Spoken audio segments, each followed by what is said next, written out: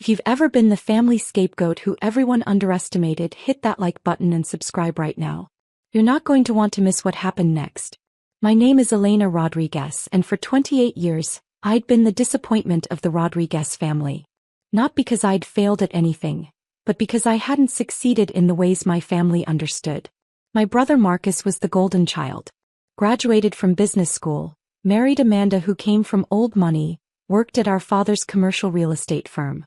Every family dinner was a celebration of Marcus's latest deal, Marcus's new car, Marcus and Amanda's vacation to the Maldives. I was the artist, the dreamer, the one who wasted my college years studying architecture instead of business, the one who worked at a small sustainable design firm instead of joining the family company, the one who lived in a modest apartment in the arts district instead of the suburbs where respectable people lived. Elena's just going through a phase, my mother would say at family gatherings as if I were still 19 instead of 28. She'll realize eventually that real success means financial stability. What they didn't know was that I had financial stability. Lots of it. They didn't know because the one person who truly understood me had asked me to keep it secret. My grandmother Margaret had been different from the rest of the Rodriguez family. While they worshipped money and status, she'd valued creativity, integrity, and independence. She'd been an architect herself back in the 1960s, one of the few women in the field. She understood what it meant to be dismissed, underestimated, and to prove everyone wrong. Elena, she told me 3 years before she passed, sitting in her sunroom surrounded by her architectural sketches, I'm going to do something and I need you to trust me. I'm going to transfer my properties to you, all 12 of them. But I don't want anyone to know yet. I'd been shocked. Grandma, those properties are worth millions. Exactly. And your brother thinks they're coming to him. Your parents think they're coming to them. I want to see who people really are when they think there's an inheritance at stake. Her eyes had been sharp, knowing. I want you to see it too. So you'll know who deserves a place in your life when I'm gone. The properties were remarkable. Grandma Margaret had bought them strategically over 40 years. 8 residential buildings in gentrifying neighborhoods, 3 commercial spaces in the downtown arts district, and a historic building she'd restored herself. Together, they generated approximately $147,000 in monthly rental income. We'd worked with her attorney, David Chin, to transfer everything into a trust with me as the sole beneficiary. The transfers were legal, recorded, and absolutely binding. But Grandma Margaret had kept paying the property taxes from her personal account. She'd kept managing everything herself. To the family, nothing had changed. Just watch, she'd said. Watch what they do when they think you're getting nothing. Watch what they say about you. Then you'll know the truth. She'd been right.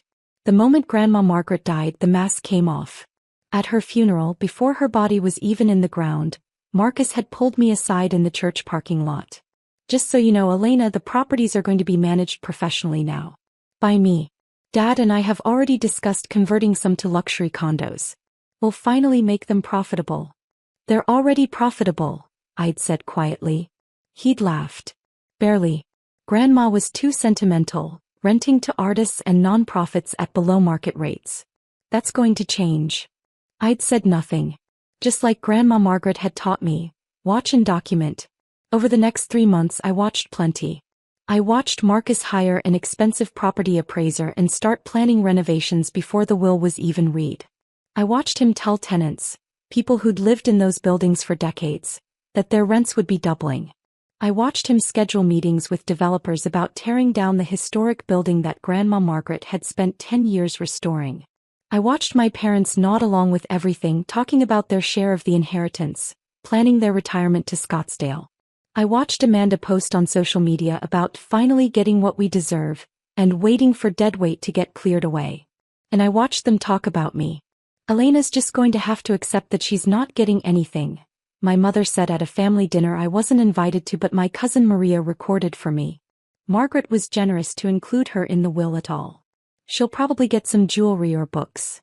If she's smart, she won't make a fuss, Marcus added. We might throw her a bone. Let her rent one of the commercial spaces at a discount for her little design projects. Amanda's laugh was cruel. Why would we do that? She's never contributed anything to this family. She doesn't deserve our charity. I listened to that recording 3 times.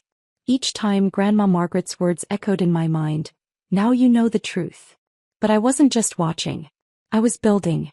What my family didn't know was that I hadn't just been playing artist for the past 10 years. I'd been creating something extraordinary. My small sustainable design firm was called Verde Architecture, and I was the founder and principal architect. We specialized in adaptive reuse, taking old, forgotten buildings and transforming them into sustainable, beautiful spaces. In the past 5 years, we'd completed 18 major projects across 3 states. Our revenue last year? $8.3 million. My personal income? $340,000, not including the rental income from Grandma Margaret's properties. I'd been featured in Architectural Digest twice. I'd won the National AIA Young Architects Award. I'd been invited to speak at conferences in Barcelona, Tokyo, and Toronto. But I'd done it all quietly. I used my mother's maiden name professionally, Elena Reyes instead of Elena Rodriguez. I didn't post about my success on social media. I drove a 10-year-old Honda Civic. I kept my modest apartment even though I could afford much better. But because Grandma Margaret had taught me to value the work over the recognition. And because I'd wanted to see exactly what she wanted me to see, who my family really was when they thought I had nothing. The rental properties Grandma Margaret had left me weren't just valuable, they were perfectly aligned with my work. 3 of the residential buildings were in neighborhoods where artists and young families were being priced out. The commercial spaces housed a ceramic studio, a community theater, and a non-profit arts education center. The historic building contained 6 affordable live-work spaces for emerging artists. For 3 years I'd been working with David Chin to not just maintain these properties but improve them. We'd added solar panels. We'd upgraded insulation and windows. We'd created a rent stabilization program that protected long-term tenants. We'd established a scholarship fund for young artists who couldn't afford studio space. The properties now generated $147,000 monthly, $1.76 million annually, while providing affordable housing and creative space for over 200 people. Marcus's plan to convert them to luxury condos would destroy all of that. It would displace every single tenant. It would erase Grandma Margaret's legacy. It would also be completely illegal since he didn't own the properties. Drop a comment and let me know where you're watching from tonight. The estate meeting was scheduled for October 15th, exactly 4 months after Grandma Margaret's death. David Chin had been legally required to wait through the probate period, even though the properties had already been transferred years earlier. I'd asked David not to tell Marcus about the transfers yet. "I want to hear what he plans to do," I'd explained. "I need to document his intentions." David had been reluctant, but he'd agreed. "Just remember, Elena, this is going to be ugly." He had no idea how ugly. The meeting was held at Marcus's house, a 6,000 square foot McMansion in the suburbs that he and Amanda had bought with money from my father. The formal dining room had been set up like a boardroom with Marcus at the head of the table. Present were Marcus and Amanda, my parents Robert and Patricia, my Aunt Linda and Uncle James, David Chin and me. I'd arrived exactly on time, carrying my laptop bag and wearing one of my usual outfits. Jeans, a simple blouse, minimal jewelry. I looked like exactly what they thought I was. The poor relation who'd be grateful for whatever scraps they threw me. Marcus was wearing a custom suit. He had documents spread across the table. Property valuations, renovation estimates, development proposals. He'd clearly spent weeks preparing this presentation. "Thanks for coming, everyone," he began, standing at the head of the table like a CEO addressing his board. "I know this has been a difficult time, but Grandma Margaret would want us to handle her estate professionally and profitably." My mother nodded approvingly. Amanda was recording on her phone, probably planning to post about the big inheritance later. "David has finalized the probate process," Marcus continued, gesturing to the attorney. "Everything is in order. As executor of the estate and Grandma Margaret's oldest grandson, I've taken the liberty of developing a comprehensive plan for the properties." He clicked open a PowerPoint presentation. The first slide read, "Maximizing the Margaret Rodriguez estate, a development opportunity." I felt my jaw tighten, but I kept my expression neutral. I opened my laptop, appearing to take notes.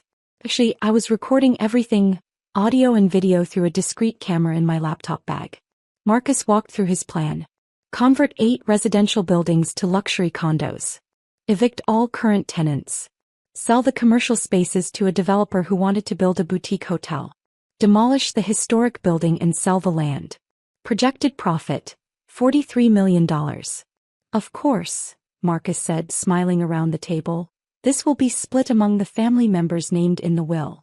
Dad and Mom will receive 40%. Linda and James 20%.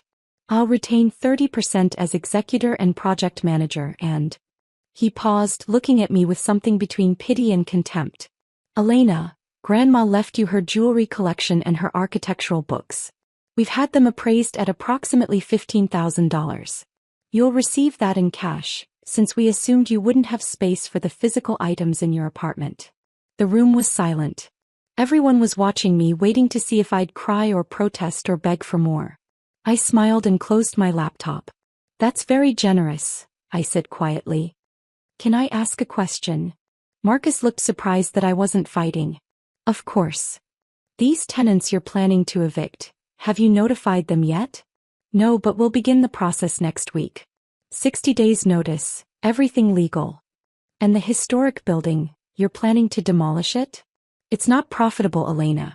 Sentiment doesn't pay the bills. I nodded slowly. I see. And you've verified that you have legal authority to do all this. Marcus's smile became condescending. I'm the executor of the estate, Elena. I have complete authority. David, I said, turning to the attorney, is that accurate? David Chin cleared his throat. He looked uncomfortable but professional. Actually, Marcus, I need to clarify something important. The preparation for this moment had taken 3 years. 3 years of watching, documenting, and building an ironclad case. Let me tell you what I'd been doing while Marcus planned his luxury condos. First, I'd worked with David Chin to ensure every aspect of the property transfer was legally bulletproof. We had original transfer documents signed by Grandma Margaret and witnessed by 3 independent parties. Recorded deeds at the county recorder's office, time-stamped and certified. Trust documents establishing me as sole beneficiary. Property tax records showing continuous ownership. Title insurance policies in my name. Bank accounts in my name receiving all rental deposits. Second, I documented everything Marcus had done since Grandma Margaret's death. Emails to tenants threatening rent increases and evictions. Contracts he'd signed with developers, using forged authorization. Money he'd spent from the estate account on preliminary planning, $47,000 so far. Conversations where he'd explicitly stated his plans to get rid of the deadweight tenants. His social media posts about the inheritance. Text messages between him and Amanda discussing how much they'd profit. Third, I'd hired my own investigator, a former FBI forensic accountant named Margaret Wu. She discovered that Marcus had been doing more than just planning. He'd taken unauthorized loans using the properties as collateral, $230,000. He'd collected rent payments over the past 4 months and deposited them in his personal account, $588,000. He'd filed fraudulent tax documents claiming ownership of the properties. He'd signed contracts with developers that included $150,000 in consultation fees, paid directly to him.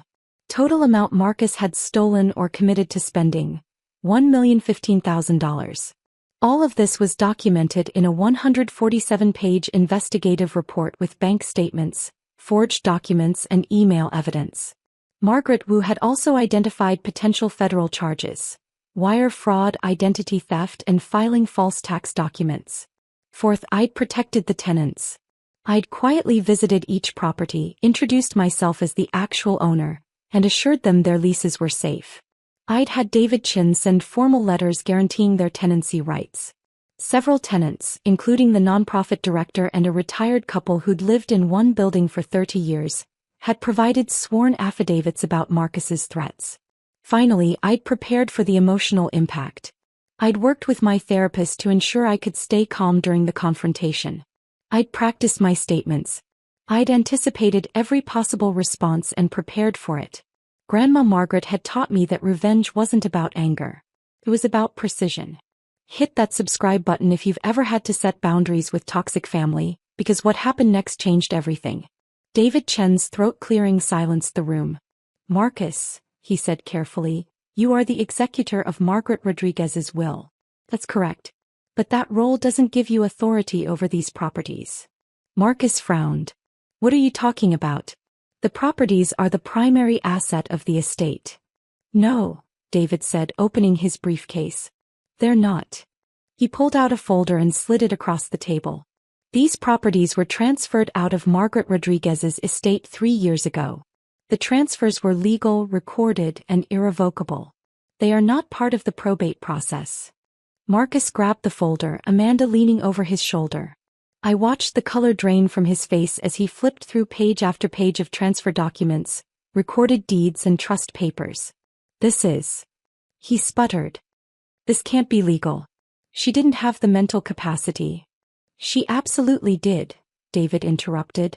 She was evaluated by 2 independent physicians before the transfers. Both confirmed full mental capacity. Their reports are in that folder. My father stood up, his face reddening. Who did she transfer them to? Linda? James? No, I said quietly, and everyone turned to look at me. I opened my laptop and pulled up a document on the screen. She transferred them to me. The room erupted. What? Amanda shrieked. That's impossible, my mother shouted.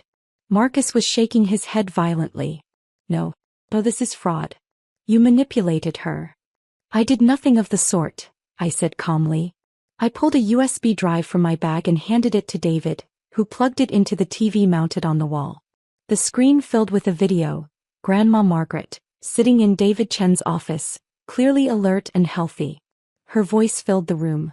I, Margaret Rodriguez, being of sound mind and body, do hereby transfer the following properties to my granddaughter, Elena Rodriguez, effective immediately. I make this decision freely without coercion, because Elena embodies the values I hold most dear: integrity, creativity, and compassion. She will protect these properties and the people who depend on them, which is something I cannot trust anyone else in my family to do. The video continued for 10 minutes. Grandma Margaret listed every property, explained her reasoning, and directly addressed potential challenges to her mental capacity. I know Marcus will claim I was confused or manipulated, she said, looking directly into the camera. I am neither. I'm simply choosing to leave my legacy to someone who deserves it.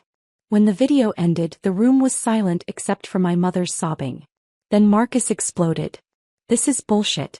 You're a nobody, Elena. You work at some hippie design firm making poverty wages. You can't even manage your own life, let alone 12 properties worth millions. Actually, I said and pulled up another document on my laptop. Let me clarify a few things. I turned the screen so everyone could see.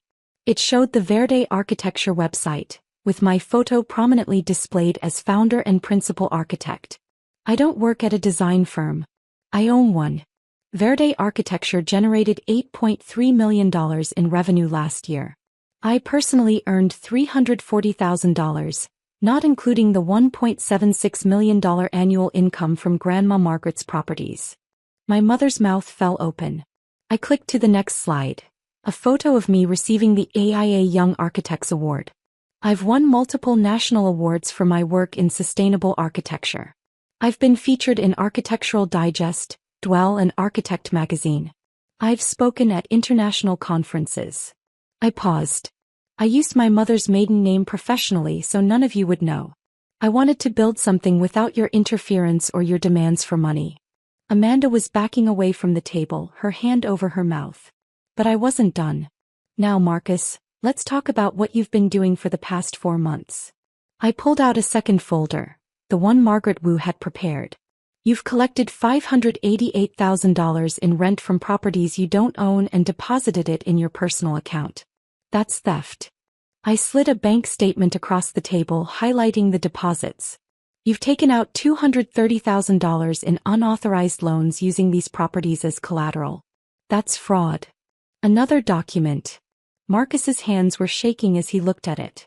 You've signed contracts with developers that include $150,000 in consultation fees paid to you for properties you don't own.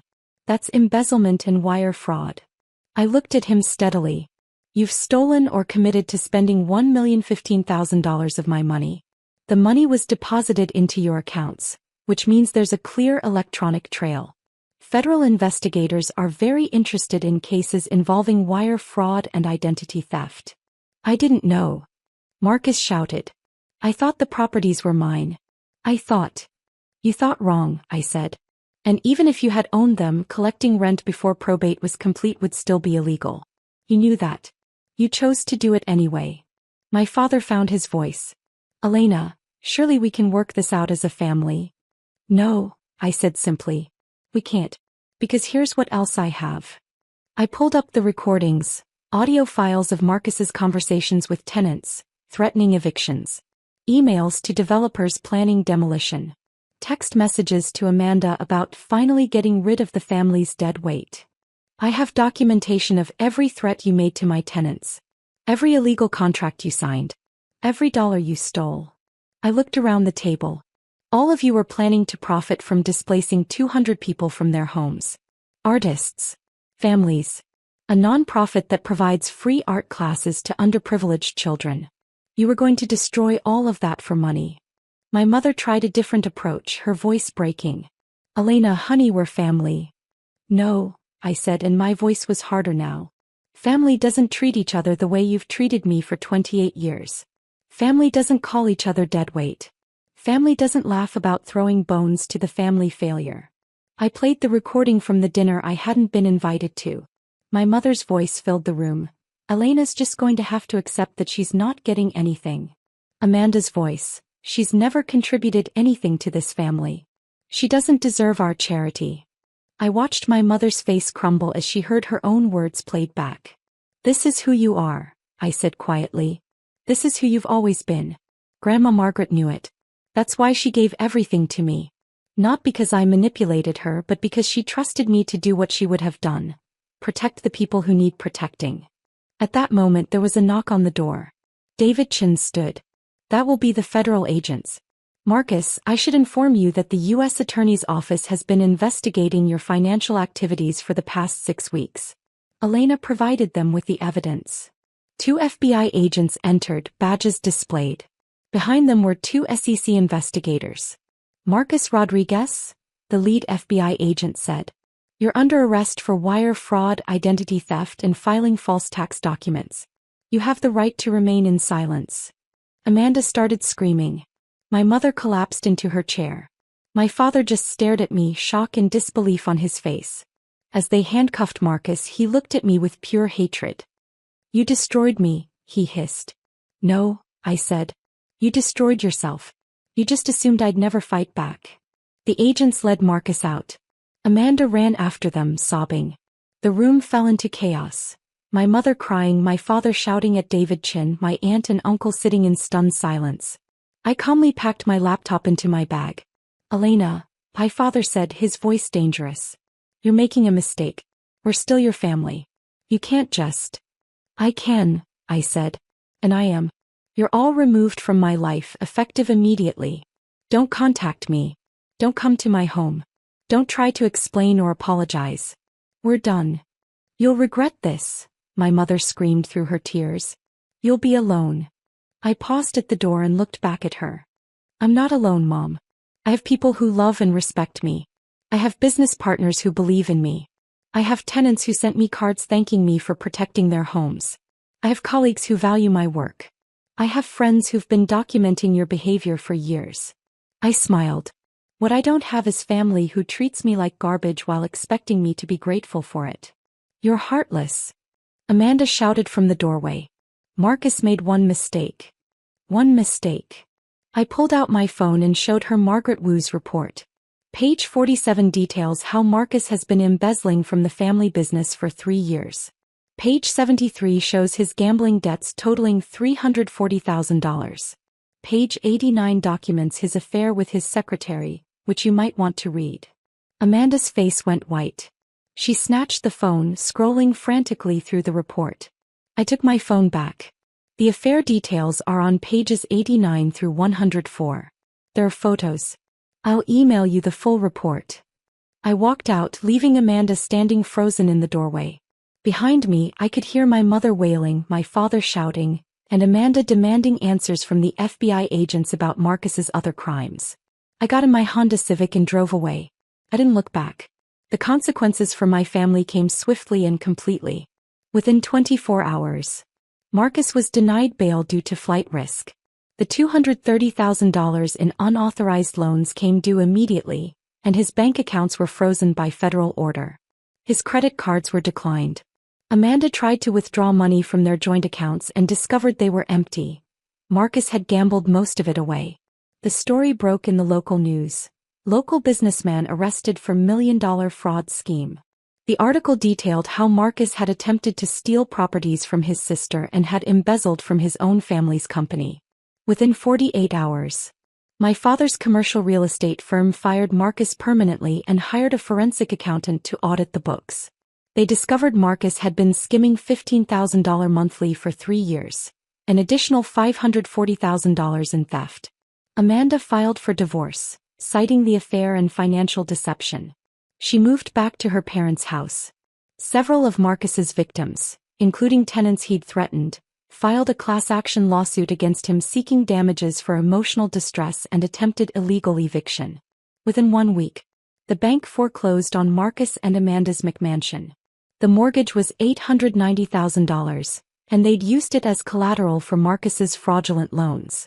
They lost everything. The U.S. Attorney's Office expanded the charges to include embezzlement from the family business and racketeering. Marcus was facing 8 to 12 years in federal prison. My parents received a letter from the IRS. Marcus's fraudulent tax filings had listed them as co-beneficiaries of the stolen property income, making them potentially liable for tax fraud. They had to hire an expensive attorney to prove they weren't involved. My mother had a nervous breakdown and was hospitalized for 3 days. When she was released, she left my father and moved in with her sister in Florida. Within 30 days, Marcus pled guilty to avoid trial. He was sentenced to 10 years in federal prison with a requirement to pay full restitution. $1,555,000 to me, $540,000 to the family business, and $150,000 to defrauded investors. Amanda's divorce was finalized. She received nothing. The prenup she'd insisted on protected Marcus's assets, but there were no assets left to protect. My father's business nearly collapsed. Clients left in droves, not wanting to be associated with a firm whose manager had been convicted of fraud. He had to sell the business at a massive loss and declare personal bankruptcy. 3 months later, Marcus was in federal prison in Pennsylvania. Amanda was working as a receptionist at a dental office, living in a studio apartment. My father was working as a consultant, making a fraction of his former income. My mother refused to speak to him. My Aunt Linda called me once, asking if I'd help pay for my father's legal bills. I declined.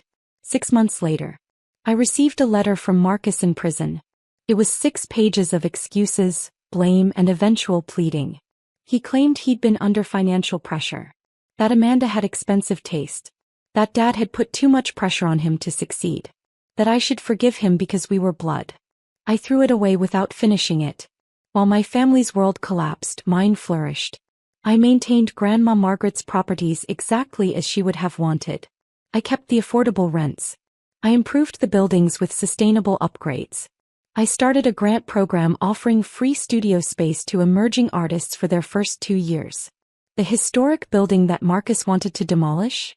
I turned it into the Margaret Rodriguez Center for the Arts, a mixed-use space with affordable artist studios, a gallery, and a community workshop. We held the grand opening on what would have been Grandma Margaret's 80th birthday. Verde Architecture expanded. We hired 5 new architects and opened a second office. Our revenue this year will exceed $12 million. I've been invited to serve on the board of the National Trust for Historic Preservation. I also built my chosen family. My business partner, James, who'd believed in me when I was just a junior architect with big dreams, became like a brother to me. My best friend Maria, who'd been documenting my family's cruelty for years, stood by me through everything. My mentor, Professor Chin, no relation to David, who taught me that architecture was about people, not just buildings, continued to guide me. And I met someone, an environmental engineer named Daniel, who understood that success wasn't about money or status, but about doing meaningful work. We got engaged last month. He proposed in the community garden we'd built together behind one of the residential buildings. My tenants threw us an engagement party. Over 200 people came, artists, families, nonprofit workers, business owners. They decorated the Margaret Rodriguez Center and made speeches about community and kindness. My biological family wasn't invited. I think about Grandma Margaret often. She'd wanted me to see the truth and I had. But she'd also taught me something more important. That family isn't about blood. It's about who shows up for you, who believes in you, who protects what you value instead of trying to exploit it. The properties she left me weren't just real estate. They were a test, a lesson, and a gift. The test showed me who my family really was. The lesson taught me to value myself. The gift gave me the resources to build something beautiful. A year after the confrontation, I received one more letter. This one from my mother. She apologized. She said she'd been wrong, that she'd let status and money corrupt her values, that she wanted to rebuild our relationship. I considered it carefully. I talked to my therapist. I discussed it with Daniel and Maria and James. Then I wrote back, I accept your apology, but I'm not interested in rebuilding a relationship. You taught me that family bonds aren't sacred, they're earned. You didn't earn them. I hope you find peace, but you'll find it without me. I meant it. Sometimes people ask if I regret how things turned out. If I wish I'd handled it differently. If I feel guilty about Marcus being in prison or my parents' business failing. I don't. They made their choices. They chose greed over integrity. They chose status over kindness. They chose to exploit and dismiss me, and when that backfired, they chose to blame me instead of taking responsibility. I chose differently. I chose to protect what mattered. I chose to build instead of destroy. I chose the people who deserved my loyalty. Grandma Margaret was right about everything. She knew exactly what would happen and she trusted me to handle it. I wake up every morning in a home I designed myself, next to a man who loves me for who I am, knowing that my work provides housing and opportunities for hundreds of people. I manage properties that honor my grandmother's legacy. I run a business that creates beautiful, sustainable spaces. My brother wakes up in a federal prison cell, serving 10 years for crimes he committed out of greed and entitlement. That's not revenge. That's just consequences. And consequences, as Grandma Margaret would say, are the best teacher of all. If you've ever had to walk away from toxic family to save yourself, tell me your story in the comments. What would you have done in my situation? Does any of this feel familiar? Because if you've been there, if you've ever been dismissed, exploited, or underestimated by the people who were supposed to love you unconditionally, I want you to know something important. You're not alone. You deserve better. And sometimes the family you build is stronger than the family you're born into. Grandma Margaret taught me that. And now I'm teaching it to every young person who rents studio space at the Margaret Rodriguez Center, every family living affordably in her buildings, every artist who gets a chance because someone believed in them. That's the legacy she left me. Not just properties and money, but the courage to demand better and the wisdom to build something that lasts. And that's worth more than any inheritance.